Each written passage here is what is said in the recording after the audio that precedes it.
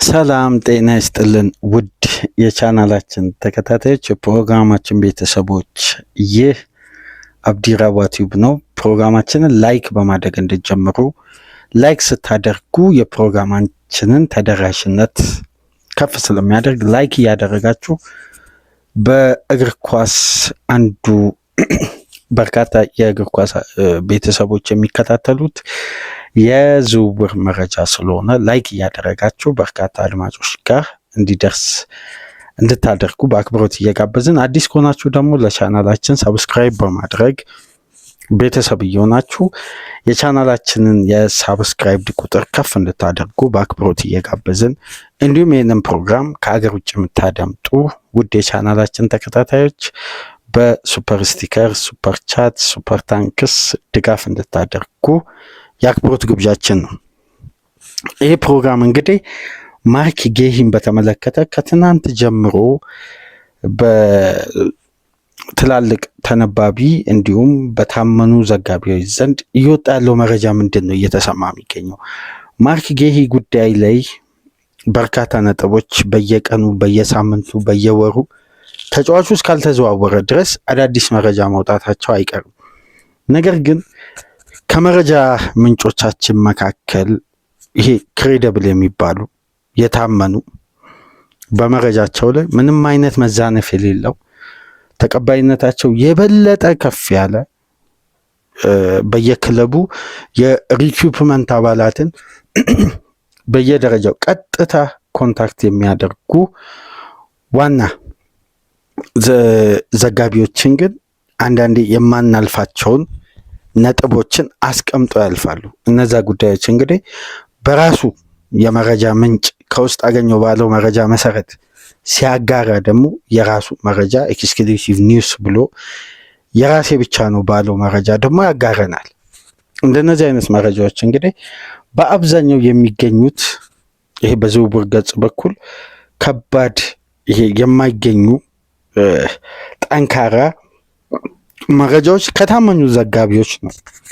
እነዚህ የታመኑ ዘጋቢዎች ወይም በመረጃቸው ላይ ምንም አይነት መዛነፍ የሌለውና ወቅቱን የጠበቀ በማድረስ በዚህን ሰዓት እንግዲህ ለመረጃነትም ከምንጠቀማቸው ትላልቅ ተደራሽነታቸው ከፍ ካሉ ዘጋቢዎች መካከል አንዱ ዴቪድ ኦርኒስተን ነው። በመጀመሪያ ደረጃ የምናስቀምጠው በዴቪድ ኦርኒስተን ዘገባ ላይ አንዲትም ታክል ጥርጣሬ የለንም። ለአድማጮች ብናደርስ የዚህ መረጃ ተቀባይነት ምን ያክል ነው በሚለው ላይ ያለምንም ጥርጥር እርግጠኛ ሆነን ስለምናደርስ የመጀመሪያ ዘጋቢ ሬት ብናደርግ የመጀመሪያ ያለምንም ጥርጥር የምናስቀምጠው የዝውውርም ሆነ በአንድ ጉዳይ ላይ ተገቢው ማብራሪያ በመስጠት አንደኛ ደረጃ ላይ ዴቪድ ኦርኒስተን ነው። ለእኔ በግሌ ሁለተኛ ክሬዲብል ሶርስ የምለው ከፋብሪዚዮም በላይ ሳሚ ማክቤል ነው። የቢቢሲው ሪፖርተር፣ የቶክ ስፖርት፣ የቢቢሲ 5 ቅዳሜና እሁድ ዊኬንድ የእግር ኳስ አስተላላፊ አንዱ አካል የሆነው አንዱ ሪፖርተር ሳሚ ማክቤል ነው። የሳሚ ማክቤልና የዴቪድ ኦርኒስተንን ዘገባ ለእንግሊዝ ክለቦች ከፋብሪዚዮ የበለጠ ቅርበት ስላላቸውና በተለይ ዴቪድ ኦርኒስተን የቼልሲና የሊቨርፑል የማንቸስተር ዩናይትድ የቀረበ ትስስር ስላለው ሳሚ ማክቤል በሙሉ የለንደን ክለቦችና የኖርዝ በተመሳሳይ ክለቦች ላይ የበለጠ መረጃ አለው። ስለዚህ ሪኩፕመንት አባላትን በቀጥታ የማግኘት ፓወር ስላላቸው እንግዲህ ከክለቦች ለነዚህ ዘጋቢዎች ነው መረጃ የሚሰጠው እንጂ ደላሎችን ማዲቴሪያንን ምናምን እያገኙ አይደለም፣ አደራዳሪዎችን አግኝተው አይደለም መረጃ የሚያገኙትና በጣም ክሬዲብል ሶርስ ስለሆኑ ሁለቱ ትናንትና የዘገቡት አንድ ጠንካራ ጉዳይ አለ። ስለ ማርክ ጌሂ ሳሚ ማክቤል ኤክስክሉሲቭ ኒውስ ብሎ በራሱ ኤክስ ገጽ ላይ ሰፋ አድርጎ ዝርዝር ጉዳዮችን አስቀመጠ። ዴቪድ ኦርኒስተን ደግሞ በአትሌቲክስ የምሽቱ ፖድካስት ሰፊውን ፖድካስት ከአንድ ሰዓት ከ20 ደቂቃ ያክል ተከታትለን ነው እንግዲህ ከዛ ውስጥ እነሱ ካነሷቸው ነጥቦች ውስጥ በርካታ ማብራሪያ የተሰጠበት ለክብራን አድማጮቻችን እንግዲህ አስተማማኝ መረጃ ለማድረስ የማርክ ጌሂ ወቅታዊ ሁኔታ ምን ይመስላል፣ ተጫዋቹ በጥር የዝውውር መስኮት የመዘዋወር እድል አለው ወይ? 100% እድል አለው። ይሄ ጉዳይ በማን በኩል ጥገኛ የሆነ ነው? በፈላጊ ክለቦችና በሚያቀርቡት ገንዘብ፣ በሚያቀርቡት ኮንትራትና በሚያቀርቡት የደሞዝ ክፍያ መጠን የተወሰነ ነው። ይህን ጉዳይ ላይ እንወያያለን። ሲቲ ሊቨርፑልን ሃይጃክ ለማድረግ የማርክ ጌሂ ዝውውር ላይ አስፈሪ የሆነ አመጣጥ መጥቷል። 100% ተረጋግጧል። ሲቲ ዝውውሩን ተቀላቅሏል። የተቀላቀለበት መንገድ ደግሞ ሊቨርፑልን ለመንጠቅ የሚያስችል የዝውውር ሂደት ነው። ስለዚህ ለዚህ ነው የባትል ኦፍ ጃይንትስ ያልነው። ሁለቱም ዝውውሩ ላይ እኩል 50-50 እድል አላቸው። ማንም በዚህን ሰዓት አድቫንቴጅ አልወሰደም። የሲቲ አገባብ ግን በዝውውሩ ላይ ታስታውሳላችሁ፣ በአንቷን ሴሜንዮ ዝውውር ላይ ሲቲ ከሊቨርፑል አድቫንቴጅን የወሰደው ትልቁ ጉዳይ ሊቨርፑል 140,000 ፓውንድ የ5 ዓመት ኮንትራት ለተጫዋቹ አቅርቦ ኖቬምበር ላይ ጀንትልሜን አግሪመንት በወረቀት ላይ ያሰፈረ የቃላት ስምምነት አድርገዋል። ከሊቨርፑል ጋር ቃሉን ሰጥቷል ለሊቨርፑል ኃላፊዎች። አንቷን ሴሜንዮ ግን ሊቨርፑል የሚያቀርበው ፕሮፖዛል በስትራክቸር ክፍያ ይሁን በቀጥታ ማለት ተቆራርጦ የሚከፈል ይሁን ወይስ በቀጥታ የመልቀቂያ ዋጋውን ሪሊስ ክሎዙን 65 ሚሊዮን ፓውንዱን ሙሉ ክፍያ ይሁን ግልጽ የሆነ ነገር ስለሌለ አንቷን ሴሜንዮ እስከ ጃንዋሪ 10 ድረስ ሊቨርፑልን የመጠበቅ ግዴታ ውስጥ ሊገባ ነው። ያ ማለት ደግሞ የተጫዋቹ ዴድላይን ዴይ የሽያጭ ቀን እስከሚጠናቀቅ ድረስ እስከ መጨረሻ ለምሳሌ 8፣ 9፣ 10 በእነዚህ 3 ቀናት ውስጥ በርንማውዝ ገንዘቡን ከማጣ በሚል የሚሸጣቸው ቅድመ ሁኔታዎች ማለት 65 ሚሊዮን ፓውንድ ብቻ ከፍሎ የሚወስድ ወይም በስትራክቸር ለመክፈል 3 ሚሊዮን ጨምሮ በ68 ሚሊዮን ፓውንድ ለመውሰድ የሚደራደረው ክለብ ሊቨርፑል ይመስላል። ነገር ግን ማንቸስተር ሲቲ እዚህ ጋር የተጠቀመው የድርድር ሂደት 180,000 ፓውንድ አደረገ ደሞዙን 5 ዓመት ተኩል ሰጠ። ተኩል ዓመት ኮንትራቱ ላይ ጨመረ። ከሊቨርፑል 40,000 ፓውንድ አሻሻለ። እንዲሁም ለበርንማውዝ 71 ሚሊዮን ፓውንድ ለመክፈል ጥያቄ አቀረበ። እነዚህ ቅድመ ሁኔታዎቹ በሁሉም ረገድ ከሊቨርፑል የተሻሉ ናቸው። ስለዚህ ሊቨርፑል ዝውውሩ ላይ ዝምታ መረጠ። ሲቲ እንግዲህ ስቴጆቹ እንደቀጠሉ ናቸው። አዲስ የወጡ አፕዴቶች የሉ፣ ግን ዝውውሩ ዝም ተብሏል። ምንም አይነት አፕዴት እስካሁን አልተመለከትንም። በአንቷን ሴሜንዮ ላይ እንዲህ አይነት ቅድመ ሁኔታ ነው ያስቀመጠው። በተመሳሳይ ማርክ ጉይን ኦገስት ላይ ሊቨርፑል ሁሉንም ቅድመ ሁኔታ አጠናቁ ከስቲቭ ፔሪሽ ጋር ተስማምቶ። በነገራችን ላይ ሊቨርፑልና ፓላስ ተስማምተዋል። ሊቨርፑልና ጌሂ ተስማምተዋል። ጌሂ ቪዲዮ ሹት አድርጓል በሊቨርፑል ማለያ፣ በሊቨርፑል ትጥቅ ማለያ ሳይሆን ትጥቅ የሊቨርፑል ከሜዳ ውጭ የሚለበሱ ቱታዎችን ለብሶ የቪዲዮ ሹት ሁላ አድርጓል። ሜዲካሉን ለንደን በሚገኘው የሊቨርፑል ሁለተኛ ኦፊስ ለማድረግ ኦፊስ ውስጥ ቁጭ ብሏል። ቪዲዮ ሹቶችን አጠናቀቀ። ሜዲካሉ ግን ለዋናው ለአስተዳዳሪው ኤፍኦ መግባት ስላለበት የሜዲካል ፍቃድ ደግሞ ሪሊዝ ኮንትራቱን ሸጠናል በሚሉ የፓላስ ቀጥተኛ ደብዳቤ ኢሜል ሲደረግ ነው ሜዲካል ማድረግ የሚችለው። ምክንያቱም ኮንትራቱ መሸጡን እዚህ ጋር ስቲቭ ፔሪሽ በፊርማቸው ማረጋገጥ አለባቸው። ቦክሱ ለዛ ነው ለተጨማሪ 2 ሰዓታት ድርድሩ አዲስ መፍትሄ ካለው ተብሎ ለተጨማሪ ሰዓት የተራዘመ የነበረው እና መጨረሻ ላይ ኦሊቨር ግላስነር እንግዲህ በጭራሽ እሱን ከሸጣችሁ እኔ በዚህ ሰዓት ክለቡን ለቃለሁ አሉ። ተተኪ የለኝም እንዴት ጌይን ትሸጣላችሁ በሚል ያኔ ጉዳዩ ምን ሆነ? አየር ላይ ቀረ። ሊቨርፑል ያስፈርመው የነበረው ክፍያ 35 ሚሊዮን ፓውንድ ነው። አሁን እንግዲህ የሳሚ ማክቤል ዘገባ እንደሚለው ከሆነ ከትናንት በስቲያ በነበረው የፕሪሚየር ሊግ ጨዋታ ያሽኮ ግራቭዲዮል ልክ እንደ አሌክሳንደር ኢሳቅ ሆኖ ግን ሰርድ ስቴጅ ሳይሆን ሰከንድ ስቴጅ የእግር ጉዳት ጠንካራውን ጉዳት አስተናግዷል። ላልተወሰነ ጊዜ ከሜዳ ይርቃል። ምናልባት ከ2 ወር በላይም ሊሆን ይችላል። ሰከንድ ስቴጅ ነው፣ ግን በጣም ከባድ ጉዳት ስብራት ነው ያጋጠመው እግሮቹ ላይ እና የተጫዋች ለወራት ከሜዳ ስለሚርቅ የተጫዋቹን ቀጥተኛ ተተኪ ለማፈላለግ ወደ ገበያ ሲወጡ የክሪስታል ፓላስ አቋምን እንግዲህ እዛ ጋር የተገለጸበት መንገድ አለ። በተጨማሪም እንግዲህ ከጨዋታ በኋላ ምርመራ ሲደረግ ባቱ ላይ ጉዳት እንዳስተናገደ የተነገረው የክሪስታል ሩben ዲያዝ ጉዳይ ሁለቱም ቋሚ ሴንተር ባኮች ጆን ስቶንስን ጨምሮ ጉዳት አስተናግደዋል። በዚህን ሰዓት በማንቸስተር ሲቲ በዋንጫ ፍክክሩ ላይ ለሻምፒየንስ ሊግ በሚያደርጉት ጉዞ ላይ ፔፕ ተጨማሪ ሌላ ፈተና ገጥሞታል። ሁለት ተከታታይ ጨዋታ አቻ መውጣት ብቻ ሳይሆን የተጫዋቾች ጉዳት አሁን ለፔፕ የበለጠ ራስ ምታት ሆኗል። በተቃራኒው ለአርሴናል እዛ ጋር ደግሞ አድቫንቴጅ የተመቻቸ ነው። ስለዚህ ማንቸስተር ሲቲ ሊቨርፑል በዚህ የጥር የዝውውር መስኮት ልክ እንደ ሳመሩ ጠብቆ ወደ ዴድላይን ዴይ አካባቢ ያንን ሂሳብ ራሱን ካልሆነ በአንድ ወቅት መረጃውን ያደረስንላችሁ 20 እስከ 25 ሚሊዮን ፓውንድ ይከፍላሉ የሚል ነው። ግን አሁን የተጫራች ክለቦችን መብዛት የተመለከቱት ስቲቭ ፔሪች የክሪስታል ፓላስ የበላይ ኃላፊ ስራ አስፈጻሚ እንደሚሉት ከሆነ የነሳሚ ማክቤልም የዴቪድ ኦርኒስተንም ዘገባ እንደሚለው ከሆነ ስቲቭ ፔሪች ከ35 ሚሊዮን ፓውንድ በላይ ሊጠይቁ ይችላሉ ሁለቱንም ክለቦች። ምክንያቱም ሁለቱም ክለቦች በአንገብጋቢ ሁኔታ ሴንተር ባክ ይፈልጋሉ። ሲቲ በጉዳት ምክንያት፣ ሊቨርፑል በብቃት ምክንያት ቦታው ማጠናከር ይፈልጋሉ።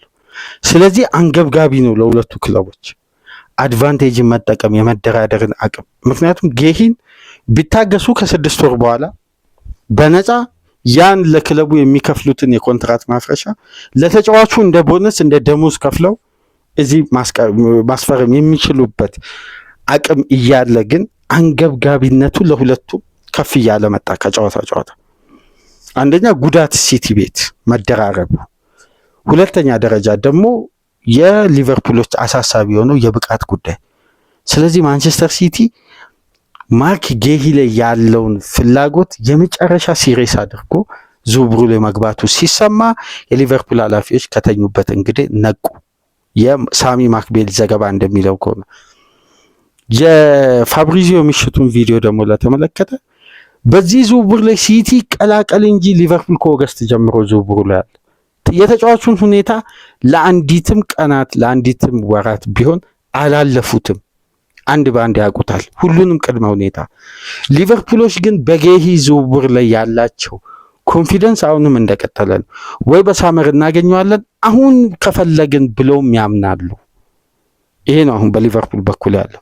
የሲቲ ግን በሳሚ ማክቤል እና በዴቪድ ኦርኒስተን የቀረበው ዘገባ ምናልባት ለሊቨርፑል ኃላፊዎች ትልቅ ስጋት የሚሆነው ሲቲ የተጫዋቹን ኮንትራት ለመግዛት ያሰበበት ስትራክቸር ምናልባት በእግር ኳስ ይሄ የክፍያ ስርዓት ከስንት አንዴ ነው የምንመለከተው። ታስታውሳላችሁ በ2015-16 የውድድር ዓመት ክሪስቲያን ቤንቴኬን ሊቨርፑል ካስቶን ቪላ ሲያስፈርም ተጫዋቹ ራሱ ነበር ኮንትራቱን የገዛው ካስቶን ቪላ። ታስታውሳላችሁ እሱን አከፋፈል የካርሎስ ቴፔዝ የእንትን ነበር የአንድ ቱርካዊ ኤጀንት ባለቤትነቱ ለዛ ለቱርካዊ ኤጀንት ነው። ክለቦች ከዛ ቱርካዊ ኤጀንት ነበር የሚያስፈርሙት ቴፔዝን። ለኤጀንቱ ነው ክፍያ የሚፈጸመው።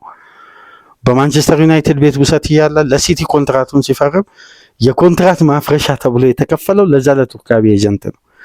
አንዳንድ ተጫዋቾች ከኤጀንቶቻቸው ጋር በሚያደርጉት ድርድር ፊፋ የሚፈቅደው ሕግ አለ። አሁን ለማርክ ጌሂ ሲቲ ሊጠቀም ያሰበው ክሪስታል ፓላስ 35 ሚሊዮን ፓውንድ እፈልጋለሁ ከዚህ ተጫዋች ካለ ፓላሶች ሊቨርፑል ዝውውሩን ሃይጃክ የማድረግ ፓወር እንዳላቸው ስላወቁ ማንቸስተር ሲቲዎች ጌሂን አስማምተው፣ ምክንያቱም ስቲቭ ፔሪሽ እና ሪቻርድ ሂውዝ ማለት ይሄ በተለምዶ የአንድ ሳንቲም ሁለት ገጽታዎች ነው የሚባሉ በጣም ወዳጆች ናቸው። ረጅም ዓመት የቆየ እንደውም አንድ ዘገባ ላይ ስመለከት ኢፒክ ስፖርት በሚሰጠው ስልጠና ላይ ሁለቱም ዳይሬክተር ኦፍ ፉትቦል እና ሁለተኛ አሲስታንስ ዳይሬክተር ኦፍ ፉትቦል ሆነው በኤፒክ ስፖርት ኤጀንሲ ውስጥ ረጅም ዓመት በበላይነት አስተዳድሯል። ከላይና ከታቸው ነው። በኤፌ ውስጥ ተጠሪነት አላቸው እና ሁለቱም በሙያ ዘርፍ ላይ ቀጥተኛ ግንኙነት ስላላቸው ቀረቤታቸው በጣም የረጅም ዓመት ነው። ስለዚህ ሊቨርፑል በሆነ መንገድ በሪቻርድ ሂውዝ አማካኝነት ይሄን ዝውውር ለመጥለፍ ስለሚችሉ ቀጥታ ዝውውሩን ለመጠቀም ያሰቡት ሲቲዎች ልክ እንደ ክሪስቲያን ቤንቴኬ ዝውውር ተጫዋቹ ሄዶ ከፓላስ ኮንትራቱን እንዲገዛ ማለት ይከፍላሉ። ለጌሂ ነው ብሩ የሚሰጠው 35 ሚሊዮን ፓውንድ ሙሉውን ክፍያ ነው ዳምፕ አድርጎ የሚከፍሉት። ስለዚህ ኮንትራቱ የ6 ወሩ በአንዴ የማፍረስ ስልጣን አላቸው። ስትራክቸራል ክፍያ የለም፣ እንደ ተጫዋቹ ብቃት የሚጨመር የሚል ባለንዶርስ ሊስት ውስጥ ከገባ እንደዚህ እንጨምራለን ምናምን የሚል ድርድር የለም። 35 ሚሊዮን ፓውንድ ነው ፈልገው ፓላስ ካለ ሲቲዎች በቀጥታ ሙሉ 35 ሚሊዮን ፓውንዱን ለጌሂ ነው የሚሰጡት። ጌሂ ሄዶ ኮንትራቱን ይገዛል። ያ ማለት ጌሂ ወደ ፈለገው ክለብ መሄድ ይችላል ማለት ነው። ስለዚህ ሲቲ እንዲህ አይነት ድርድርን ለመጠቀም በከፍተኛ ሁኔታ በሂጎ ቬና አማካኝነት በቀጥታ የጌሂን ተወካዮችና የፓላስ ተወካዮችን ከትናንት ጀምሮ ግንኙነት ጀምሯል ነው እንግዲህ። ገፍቶ ሄዷል ወይ ዝውውሩን ለማጠናቀቅ ተቃርቧል አይደለም። ለመጀመሪያ ጊዜ ኦፊሻል ድርድር ሲቲ ሊቨርፑልን ሰብሮ ገብቷል። ሊቨርፑሎች ሁለት ጉዳይ ለመጠቀም ያስባሉ ይላል እዛ ጋር ሳሚ ማክቤል። እንግዲህ አሁን ላይ ባለው ሁኔታ አሁንም በዚህ የዝውውር የጌሂ ዙሪያ ላይ ባየር ሙኒክ፣ ባርሳ፣ ማድሪድ፣ ቼልሲን ፈላጊ ነው። ግን ሊቨርፑል ያለው ትልቁ አድቫንቴጅ ተጫዋቹ አሁንም ግሪን ላይቱን ከሊቨርፑል ላይ አላነሳም። በቃ አረንጓዴ ማብራቱን ወደ ሊቨርፑል የመሄድ እቅዱን አልሰረዘም። ወይም ወደ ሊቨርፑል ድጋሚ ለመደራደር እቀርባለሁ ወይም ሌሎች አማራጮችን እመለከታለሁ አላለም። ሩመርስ ነው የሚወጣው። ስለዚህ ሊቨርፑል ትልቁ አድቫንቴጅ በጌሂ በኩል ያለው ድርድር ነው። ስለዚህ ሁለቱ ክለቦች ተናንቋል። ይህን ጉዳይ እንግዲህ በእንዲህ መልኩ ያብራራው ዴቪድ ኦርንስተን ነው። ገብታችሁ ተመልከቱ። ሳሚ ማክቤል ድርድሩ ላይ የሊቨርፑል ጠንካራ የመደራደር አቅምና ከኦገስት ጀምሮ ተጫዋቹ ላይ ያሳዩት ጠንካራ ጉዳይ አሁንም ሲቲ ገፍቶ እንዳይሄድ ሊያደርጋቸው ይችላል። ግን ሲቲ ሊጠቀም ያሰበው አድቫንቴጅ እነዚህ ናቸው። በነገራችን ላይ አንድን ተጫዋች ለማምጣት ይሄ ሀያላን ክለቦች ለመደራደር እዛ ተጫዋች ጋር ሲቀርቡ በጣም በሚገርማችሁ ሁኔታ አንዳንዴ የክለቡን የፋይናንስ ስርዓት የሚያናጋ ሲስተም ጭምር ይጠቀማሉ። አሁን ሲቲ በፒኤስአር ኦስካር ቦብን ለመሸጥ ወደ 48 ሚሊዮን ፓውንድ ገደማ አጠቃላይ ክፍያ አገኛለሁ የሚል ተስፋ ስላለው ሴሜኒዮ ላይ አሁን ጌሂ ላይ እንዲሁም አንድ ሌላ ሴንተር ባክም ለማስፈረም ከተቻለ ደግሞ ማርኮስ ሲልቫን ከቤኔፊካ ወደ 85 ሚሊዮን ዩሮ ከፍለው በዚህ ዝውውር መስኮት አሁን ማርኮስ ሲልቫን ይሄ አዲሱ ሩቢን ዲያዝ የሚሉት የፖርቱጋላዊ ሴንተር ባክ ቤኔፊካ የሚገኘውን ረጅም ጊዜ ማንቸስተር ዩናይትድ የሚፈልገውን ሴንተር ባክ ለማምጣትም ሲቲዎች ወደ ፖርቱጋል በሂጎ ቬና አማካኝነት ይሄን ድርድር ለማፋጠን ሶስተኛ ፕላናቸው ነው። በዚህ የዝውውር መስኮት ሴሜኒዮ ከጉሂ ወደ ማርኮስ ሲልቫ እና እዛ ዝውውር ላይ ይገባሉ። ነገር ግን ኦስካር ቦብ የክለቡ የአካዳሚ ውጤት ስለሆነ በዚህ ፕሮፊት ኤንድ ሳስቴናቢሊቲ ሩል ላይ ቦብን ብንሸጥ ያን ትልቁን የአከፋፈል ስርዓትን በአንዴ የሚያወርድ ነው። ምክንያቱም ጥሬ ትርፍ ስለሆነ ኦስካር ቦብ እንዲሁም በተጨማሪ ሁለት የአካዳሚ ተጫዋቾችን በ10 እና በ8 ሚሊዮን ፓውንድ ለበርንሌ ለመሸጥም ድርድር ጀምሯል። ሁለት የአካዳሚ ተጫዋቾችን እነዚህ ሁሉ የሂሳብ ማቅለያ ሲቲ እያደረገ የሚገኘው በሁለቱም ተጫዋቾች ላይ ያለው ፍላጎትና ድርድር በጣም ሲሪየስ መሆኑን ተከትሎ ነው ይላል። ይሄ ጉዳይ እንግዲህ በቀጣይ ቀናት ያለምንም ጥርጥር የጌሂ ዝውውር እልባት ያገኛል። ግን አሁን የሲቲ እንደዚህ ሆኖ መምጣት ሊቨርፑል እስከ ሳመር ድረስ ጠብቄ በነፃ ተጫዋቹን አገኛለሁ፣ ተጫዋቹ መጀመሪያም ግሪን ላይቱን ለእኔ ነው ያበረው በሚለው አቋም ላይ ሊቨርፑሎች ጸንተው ላይቆዩ ይችላሉ። ምክንያቱም ከጌሂ ውጪ ሌሎች አማራጮችን ይመልከቱ እንጂ ድርድር አልሄዱም፣ ገፍተው አልሄዱም። ጌሂን የመጀመሪያም የመጨረሻ ታርጌታቸው ነው። ሲቲ ከገባበት ሊቨርፑል አስገዳጅ የሆነ ዝውውር ጌሂ ላይ ሊፈጽም ይችላል። ተጫዋቹም በነገራችን ላይ በአንድ ወቅት የሊቨርፑል ውስጥ አዋቂዎች መካከል የሊቨርፑል ኢኮ ዘጋቢ ፖል ግሮስት እንደሚለው ከሆነ በአንድ ወቅት አድምጣችሁ ከሆነ አላውቅም፣ በቦርን ኢን ዘ ሬድ የሚለው የዩቲዩብ ቻናል ምናልባት በሀገራችን ኔትወርክ ላይሰራ ይችላል። ሌላ ሎኬሽን ተጠቅማችሁ በሌላ አፕሊኬሽን ነው ያንን የዩቲዩብ ቻናል ቦርን ኢን ዘ ሬድ የሚለውን ላይቭ የምትመለከቱትና እዛ ላይ ተጋብዘው አንዴ ፖል ግሮስት እንደገለጸው ከሆነ እና በተጫዋቹ በኩል ያላቸው አቋም በአንድ ወቅት እዛ ጣቢያ ላይ የሰማሁት ያደመጥኩት አንዱ መረጃ ምን መሰላችሁ? ጌሂን ለማስፈረም ክለቦች አሁን ለምሳሌ የፍሪ ኤጀንትን ጥያቄ ሲያቀርቡ አንድ ቅድመ ሁኔታ ተጫዋቹ የሚያስቀምጠዋል። ስለ ጨዋታ ደቂቃ የሚሰጠው ከክለቡ ዋስትና አለ። ያንን ዋስትና ሊቨርፑሎች ቀድሞ ሰጥተውታል። ስለዚህ ተጫዋቹ ያለምንም ጥርጥር በየትኛውም የዝውውር መስኮት ወደ ሊቨርፑል ብዘዋወር ያለምንም ጥርጥር የመጫወቻ ደቂቃ አገኛለሁ የሚለው ጉዳይ በሊቨርፑል በኩል የተሰጠው ዋስትና አለ፣ ጋራንቲ አለ። ያን ጉዳይ በተመለከተ ተጫዋቹ እስካሁን ድረስ ከሊቨርፑል ጋር የቃላት ስምምነቱ በወረቀት ደረጃ አይውረድ እንጂ ጠንካራ የቃላት ስምምነት አላቸው ነው የሚለው ፖል ግሮስት። ስለዚህ አሁን የማንቸስተር ሲቲ እና የሊቨርፑል ተደራዳሪዎች ትልቁን ጉዳይ የሚጠቀሙት እዚህ ጋር አሁን የቦነስ ክፍያ የኮንትራት ጉዳይ ብቻ አይደለም። ተጫዋቹን የማሳመን ትልቁ ኃላፊነት በሲቲ ኃላፊዎች በኩል አለ። ሊቨርፑሎች ደግሞ በሳመር በነፃ እናገኘዋለን የሚለውን ጉዳይ ሀሳባቸውን ቀይሮ በዚህ የዝውውር መስኮት ስቲቭ ፔሪችን እንግዲህ ፓላስ ተጫዋቹን በነፃ ከማጣት ይልቅ በገንዘብ ማጣትን ነው የሚመርጠው። ጌሂ ደግሞ የሰከነ ጊዜ በፓላስ አሳልፌ ወደ ዓለም ዋንጫ ትኩረቴን ሰብስቤ ከዓለም ዋንጫ ባላስማማለው ነው የሱ ትክክለኛ አቋም። በነገራችን ላይ በእንግሊዝ ብሔራዊ ቡድን አሁን ላይ የቋሚነትን ቦታ የሚፎካከረውም ተጫዋች ያለም አይመስልም።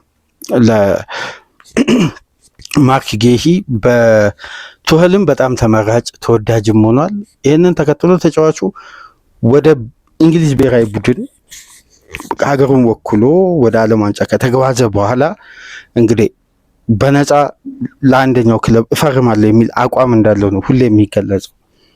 ስለዚህ በዚህ የዝውውር መስኮት ሁለቱ ክለቦች በአንገብጋቢ ሁኔታ ገበያ ላይ ከፍተኛ ፍጥጫ ነው የሚያደርጉት። ሲቲ አገባቡ ለሊቨርፑሎች ስጋት ፈጥሯል።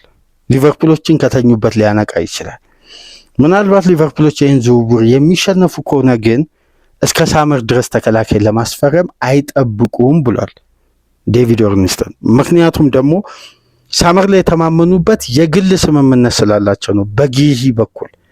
ያን ስምምነት የመጣት ስልጣኑ በጌሂ እጅ ነው ያለው።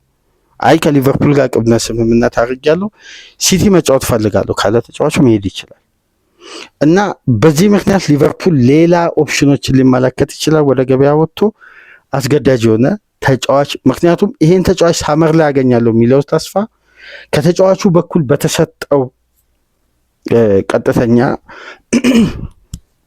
ምላሽ ነው ይህን ጉዳይ ለማከናወን እየጣሩ ቢገኙት እና የሁለቱ ክለቦች ፉክክር እንግዲህ ሳመር ላይ ሲጠበቅ በተፈጠረባቸው የውጤት የተጫዋቾች ጉዳት የብቃት መውረድ ጋር ተያይዞ በቀጥታ አሁን ፊት ለፊት ልክ እንደ ፍሎሪያን ቪርትዝ ድርድር ሁለቱ ክለቦች መካከል አዲሱ ጦርነት በጥር የዝውውር መስኮት በቀጣይ 24 ቀናት ውስጥ ይፋጠጣሉ ማለት ነው ሊቨርፑል እና ማንቸስተር ሲቲ። የሲቲ አመጣጥ ግን ለሊቨርፑሎች ትልቅ ስጋት ፈጥሯል። ሌላኛው ጉዳይ እንግዲህ አያይዘን እስቲ የዝውውር መረጃዎችን በዚህ ፕሮግራም እናጋራችሁ። ጌሂ ወደ ሲቲም ወደ ሊቨርፑልም የመዘዋወር ቻንሱን እንደ ዘገባዎች ብንመለከት 50-50 ነው። ወደ ሁለቱም ክለብ ሊዘዋወር ይችላል። ሲቲ አዲስ ፈላጊ ሆኖ የመጣበት መንገድና ያለበት ችግር በዝውውሩ ላይ ከፍተኛ ገንዘብም ለ6 ወር ሊከፍል ይችላል ነው አሁን ትልቁ ጉዳይ።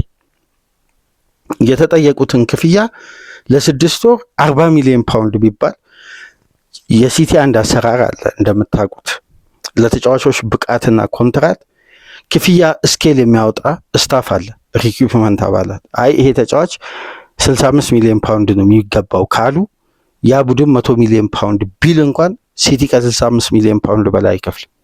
በቃ ያ ስኬል በክለቡ የምልመላ ክፍል ኃላፊዎች ወጥቷል፣ አለቀ። ሲቲ ከዛ በኋላ እዛ ተጫዋች ላይ አይደራደርም። ታስታውሳላችሁ ደክላን ራይስን ከአርሴናል ጋር ሲፎካከሩ ሲቲ 90 ሚሊዮን ፓውንድ አቀረበ፣ ዝም አለ። አርሴናል 95 አለ። ቶትናም ዌስትሃም 105 ሚሊዮን ፓውንድ ብሎ ለሲቲ ለአርሴናል ማሳወቅ፣ አርሴናል ከፈለ፣ ተጫዋቹ ማስፈረም ቻለ። እንዲህ አይነት ቅድመ ሁኔታ የሚያወጡ የክፍያ መጠንን ገደብ የሚያወጡ የሲቲ የቡድን አባላት አሉ፣ ስኬል የሚያወጡ እንጂ ከዛኛው ክለብ የመደራደሪያ ዋጋ ሰምተው እንደገና እዚህ ጋር በጉዳዩ ላይ ተደራድረው ጉዳዩን ሁለቱ ክለቦች ረጅም አሰልቺ ድርድር አድርገው ዋጋውን ካስተካከሉ በኋላ እስከ አከፋፈል ስርዓቱ ድረስ ተጫዋችን አያስፈርሙ። በቀጥታ ሲቲ ባወጣው ስኬል ነው ተጫዋች የሚያስፈርሙ። ይሄ ምናልባት ሲቲ ለ6 ወር ኮንትራት 35 ሚሊዮን ፓውንድ ክፈል ቢባል ላይከፍል ይችላል። ይሄ ነው አሁን ትልቁ ጉዳይ። ከፍተኛ ክፍያም አይከፍልም ይላል እዛ ጋር የሳሚ ማክቤት ዘገባና እስቲ የሁለቱ ክለቦች ፉክክር ደግሞ ከሰሜኑ አሁን ቀጥታ ወደ ማርክ ጌሂ ነው። ለሲቲ ግን ሴንተር ባክ ማስፈረም የግዴታ ሆኗል። ከያሽኮር ግራቭዲዮል እና ከሩቢን ዲያዝ ጉዳት ጋር በተያያዘ አስገዳጅ የሆነ የተከላካይ ፊርማ ሲቲ ይጠበቅበታል።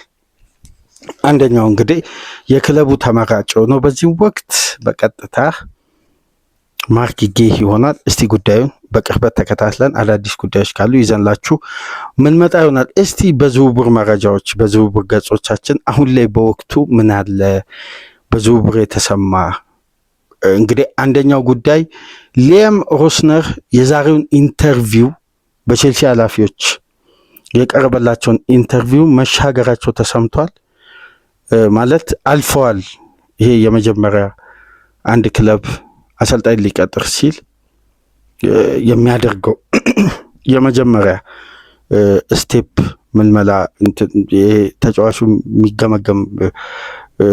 የሚገመገሙበት መንገድን አሰልጣኞች ይቅርታ የሚገመገሙበትን መንገድ አልፈዋል። ይህንን ተከትሎ እንግዲህ ሊያም ሮስነር ዛሬ በይፋ የቼልሲ አሰልጣኝ ሆነው የመሾማቸው ጉዳይ ከወዲሁ እየተረጋገጠ መጥቷል ይለናል አሁን ሳይመን ጆንስ የአትሌቲክሱ ዘጋቢ።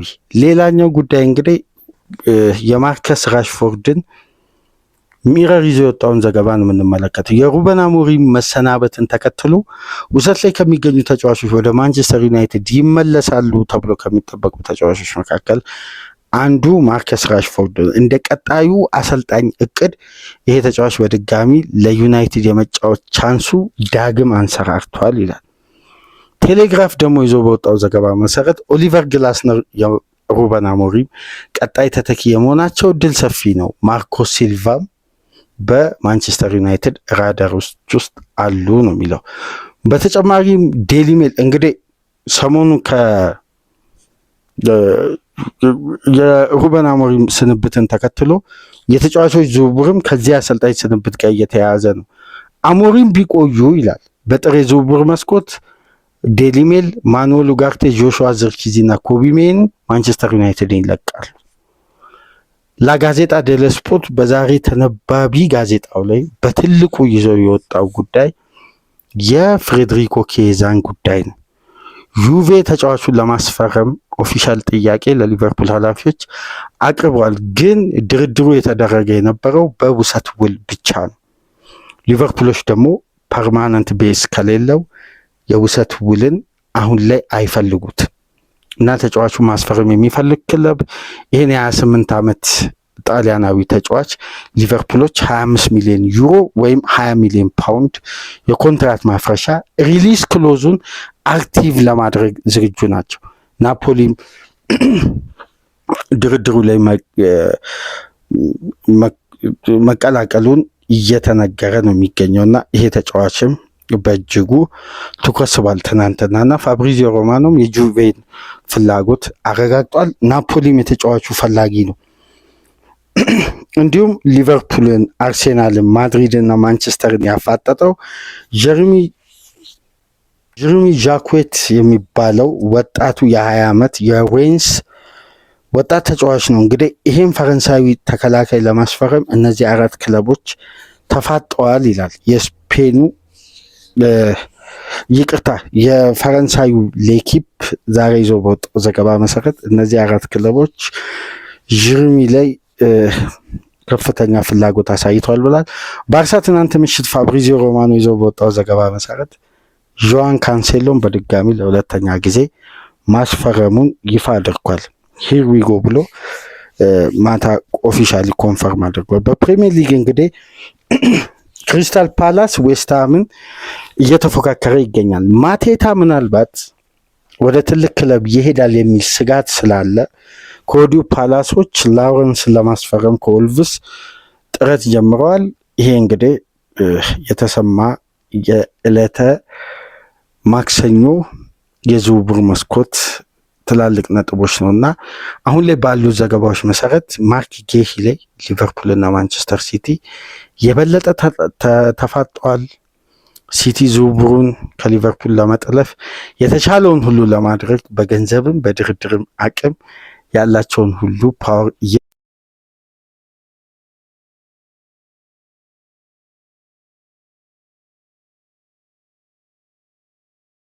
ለሊቨርፑል አረንጓዴ ማብራቱን ቢያበራም ግን የማንቸስተር ሲቲዎች አመጣጥና ዝውውሩ ላይ ያሳዩት ከፍተኛ ንቃት በፍጥነት ምላሽ ለመስጠት እያሳዩ ያሉበት መንገድ በእጅጉ ተደንቋል። ለማንኛውም የማርክ ጌሂን ጉዳይ ድጋሚ ነፍስ ዘርቶ እንደገና አንሰራርቶ ለሚዲያው በድጋሚ አዲስ አርዕስት ሆኗል። የሲቲ ፍላጎት ጠንካራ መሆን ሊቨርፑሎችን ከነቁበት ማንቃታቸው የበለጠ የዚህ የዝውውር መስኮት አዲሱ ትኩረት የሚስብ ጉዳይ ይሆናል። ጌሂ ማረፊያው የት ይሆን? ኢትሃድ ወይስ አንፊልድ? በዚህ የዝውውር መስኮት የሚለይ ይሆናል። በነገራችን ላይ ጌሂ በዚህ የዝውውር መስኮት ፓላስ ከቆየ በቀጣይ ዓመት በቀዩ ማሊያ ነው የምንመለከተው። በዚህኛው የዝውውር መስኮት ሊቨርፑሎች ገፍተው የሚሄዱ ከሆነ አሁንም እድሉ የሰፋ ወደ ሊቨርፑል ነው። የሲቲ አገባብ ግን ተጫዋቹን ለማግኘት የሚያስችል ነው። ስለዚህ ይህን ጉዳይ እስቲ በቅርበት ተከታተሉ። አዲስ አፕዴት ዛሬ ይኖራል ብዬ እጠብቃለሁ። አዲስ አፕዴት ካለ ደግሞ በእሮብ ከቅድመ ጨዋታ ግምገማዎች ጋር እያይዘን በማርክ ጌሂ ጉዳይ በድጋሚ ወደ እናንተ የምንመጣ ይሆናል። እስካሁን ድረስ ላለው ግን ወቅታዊ አፕዴት እስከ ንጋት 1 ሰዓት ድረስ ይህን ይመስላል። በበርካታ የዝውውር ነጥቦች በርካታ ጉዳዮችን አንስተን ከእናንተ ጋር ቆይታ ያደረግን። ከዚህ ፕሮግራም ቀደም ብለን የሩበን አሞሪም ተተኪ ማን ይሆናል በሚል ሰፊ ፕሮግራም ሰራን። እሱንም እያደመጣችሁ ይህንንም ፕሮግራም ላይክ፣ ሼር፣ ሰብስክራይብ እያደረጋችሁ ከሀገር ውጭ የምታደምጡ ደግሞ በሱፐር ስቲከር፣ በሱፐር ቻት፣ በሱፐር ታንክስ ድጋፍ እያደረጋችሁ ከኛ ጋር ቆይታችሁ እንድታደርጉ በአክብሮት እየጋበዝን በጌሂና በማንቸስተር ዩናይትድ ቀጣይ አሰልጣኝ ማን ይሆናል በሚል በሁለት ፕሮግራም ዕለተ ማክሰኞን ከእናንተ ጋር ቆይታ ያደረግን። በሌሎች ፕሮግራሞች ሮብ ንጋት እስከምንገናኝ ድረስ ሰላም ቆዩ።